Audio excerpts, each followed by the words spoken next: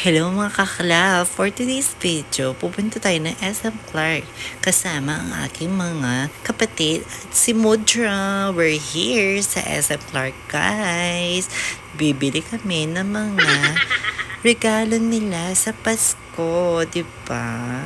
At ako naman, titingin ako ng regalo ko para sa exchange gift ko sa aming trabaho, di ba? Ang fresh na lola nyo. Oh, di ba? Ang taba ako. Charis. Asensya na kayo guys. Ako ngayon ako nakapag-vlog ulit. Alam nyo naman, busy-busyhan, di ba? Ayan, super shopping ang mga lola nyo, di ba? Super treat. Super treat ako dyan, di ba? Ang saya ng mga kiddos. Ayan, kasi diba, nakabili na sila. Ayan, kakain na kami dahil naggutom na kami.